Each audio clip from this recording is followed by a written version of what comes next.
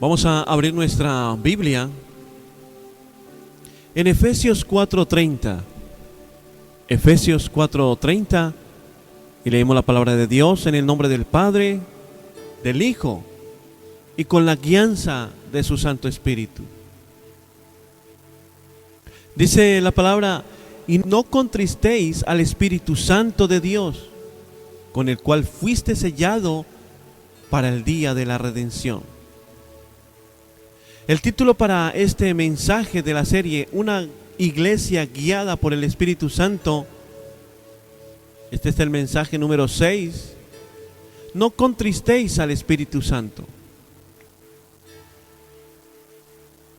Hoy el Espíritu Santo debemos tener la certeza que no es una fuerza impersonal, es una persona divina que puede ser honrada o entristecida.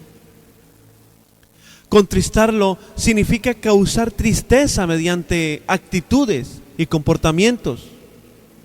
Y esos comportamientos contrarios a su santidad lo llevan a entristecerlo. Esto no quiere decir que abandone inmediatamente al creyente, sino que muestra nuestra desobediencia, afecta la comunión y sensibilidad. Por eso debemos estar unidos al Espíritu Santo. Amada iglesia, hoy el Espíritu Santo está siendo entristecido o contristado por muchos creyentes. Amada iglesia, Él no solamente examina nuestras manifestaciones, también conoce las intenciones del corazón. La pregunta no es solamente ¿estoy haciendo algo religioso?, sino ¿mi manera de vivir agrada al Espíritu Santo? Por eso, como primer punto de 20, nuestras palabras pueden contristar al Espíritu Santo. Ahí en Efesios 4:29 la palabra dice: ninguna palabra corrompida salga de vuestra boca, sino la que sea buena para la necesaria edificación. Pablo relaciona directamente nuestras palabras con el mandato de no contristar al Espíritu. Las conversaciones destructivas, las mentiras, los chismes, los insultos, las críticas, las maledicencias, las críticas malintencionadas dañan a las personas y entristecen a Dios. La espiritualidad no se demuestra solamente por cómo oramos, sino también cómo hablamos cuando estamos enojados. Antes de hablar, debemos preguntarnos: ¿es verdad? ¿Es necesario? ¿Edifica? ¿Lo diría si la persona estuviera presente? ¿Refleja el carácter de Cristo? No debemos utilizar la boca para adorar a Dios y después destruir la reputación de nuestro hermano. Debemos tener un balance de lo que hacemos que concuerde con nuestras palabras. El creyente ha sido llamado a reflejar la nueva vida rendida en Cristo. Por eso sus palabras deben comunicar gracia y contribuir a la edificación del cuerpo. Por eso el Espíritu Santo produce dominio propio, una lengua rendida a Él. No habla impulsivamente, sino que comunica verdad con amor. Ahí en Éfeso era una ciudad diversa, con personas provenientes de distintos ambientes religiosos y culturales. Al entrar a la iglesia, los creyentes necesitaban abandonar antiguos hábitos y a aprender a vivir como una nueva comunidad en Cristo. Pablo enseñó que la unidad de la iglesia también dependía de la manera en que trataban y hablaban unos de otros. Nuestras palabras revelan lo que llena el corazón.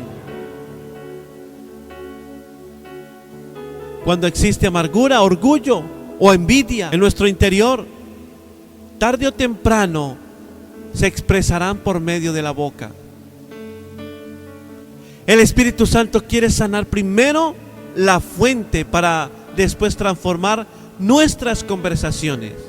Porque es que una boca llena de alabanza al terminar el culto no es un instrumento de destrucción. Como segundo punto, la amargura y la falta de perdón contristan al Espíritu Santo. Ahí en Efesios 4:31 dice la palabra: quítese de vosotros toda amargura, enojo, ira, gritería y maledicencia y toda malicia. La amargura comienza herida, no tratada, y puede transformar en resentimiento, ira y deseo de venganza. Por eso, amada iglesia, no siempre podemos evitar ser heridos, pero sí podemos decidir qué haremos con la herida. Cuando alimentamos el arrepentimiento, damos espacio a una actitud contraria a la gracia de Dios. Perdonar no significa justificar lo sucedido ni negar el dolor. Significa entregar a Dios el derecho de hacer justicia y negarnos a permanecer presos de la ofensa. Por eso debemos examinar nuestro corazón. ¿A quién recordamos con resentimiento? ¿Qué conversación seguimos repitiendo interiormente? ¿Deseamos que alguien fracase? ¿Estamos castigando con silencio o indiferencia? ¿O nos negamos a perdonar aún después de haber recibido el perdón? Es necesario llevar la herida delante de Dios, amada iglesia, establecer límites sanos cuando corresponda y renunciar al deseo de venganza. Por eso el perdón cristiano tiene su fundamento en la gracia recibida por medio de Jesucristo. Ahí en Efesios 4:32 dice: antes sed benignos unos a otros, misericordiosos, perdonaos unos a otros como Dios también os ha perdonado a vosotros en Cristo. No perdonamos porque la ofensa sea pequeña, sino porque la gracia que hemos recibido es inmensa. Las primeras iglesias reunían judíos, gentiles, esclavos, libres, ricos y pobres. Estas diferencias podían producir tensiones profundas. La unidad no sería posible sin humildad, y menos sin paciencia y perdón. Por eso Pablo consideraba estas actitudes indispensables para la vida congregacional. La amargura ocupa un lugar donde el Espíritu Santo desea producir paz. Mientras guardamos la ofensa como una deuda, continuamos emocionalmente atados a quien nos lastimó. Perdonar no siempre cambia al ofensor, pero comienza a liberar el corazón del ofendido. Porque es que la falta de perdón mantiene viva una herida que el Espíritu Santo quiere comenzar a sanar. Y como tercero y último punto, la desobediencia apaga nuestra sensibilidad espiritual. Ahí en Hebreos 3:15 la palabra dice: si oyeres hoy su voz, no endurezcas vuestros corazones. Cada vez que el Espíritu Santo nos confronta, tenemos la oportunidad de obedecer o resistir. Cuando ignoramos repetidamente su corrección, nuestro corazón comienza a endurecerse.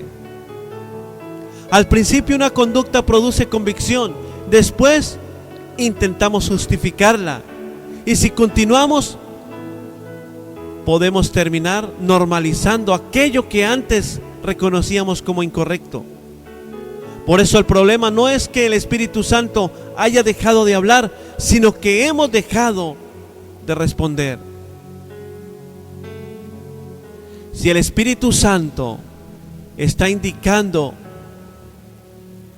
hoy qué debemos hacer, debemos abandonar un pecado, debemos pedir perdón, debemos corregir una actitud, romper una relación dañina, restituir algo,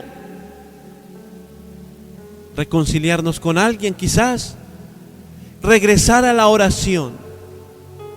Porque es que debemos responder hoy. La obediencia tardía puede convertirse en desobediencia disfrazada. Por eso, amada iglesia, el Espíritu Santo sella al creyente como propiedad de Dios y trabaja en su proceso de santificación. Aunque nuestra salvación descansa en la obra de Cristo, estamos llamados a cooperar responsablemente con la obra transformadora del Espíritu Santo por medio de la fe y la obediencia. La gracia no nos autoriza a tolerar el pecado, nos capacita para abandonarlo.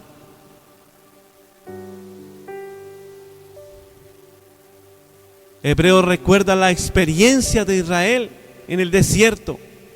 El pueblo escuchó la voz de Dios y contempló sus obras, y sin embargo endureció su corazón mediante la incredulidad y la desobediencia.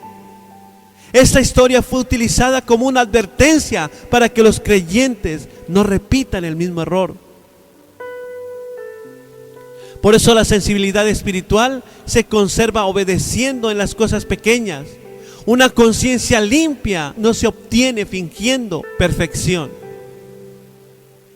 sino respondiendo con humildad cuando Dios nos corrige. Por eso el Espíritu Santo no nos confronta para destruirnos, sino nos confronta porque desea restaurarnos. Porque es que la voz que hoy ignoramos puede convertirse mañana en la voz que ya no sabemos reconocer. Contristamos al Espíritu Santo cuando permitimos palabras destructivas, alimentamos amargura o persistimos en la desobediencia. Sin embargo, este mensaje no es una condenación, sino una invitación a restaurar nuestra comunión con Dios. Hoy debemos examinar nuestro corazón y preguntarnos: ¿hay palabras por las que necesito pedir perdón? ¿Existe una ofensa todavía? ¿Estoy alimentando esa ofensa en mi corazón? ¿Qué instrucción de Dios he estado posponiendo? El camino de regreso comienza con el arrepentimiento sincero, confesión y obediencia. En esta hora pidamos al Señor, pidamos: Espíritu Santo, examina mi corazón, muéstrame aquello que te entristece, limpia mis palabras, sana mis heridas y rompe toda dureza. Dame humildad para pedir perdón. Dame gracia para perdonar y valentía para obedecer. Quiero vivir de una manera que glorifique a Jesucristo. El Espíritu Santo no señala nuestro pecado para alejarnos de Dios, sino para conducirnos nuevamente a una comunión limpia y profunda con Él. Espíritu Santo, toca a aquel oyente, toca a aquella persona que en este momento está escuchando este mensaje. Toca su corazón, hazle sensible nuevamente a aquella persona que no ha escuchado tu Espíritu. Padre, toca su corazón, levántale en victoria, porque es que yo creo firmemente que con Cristo vamos a la fija, en el nombre de Cristo Jesús. Amén y amén.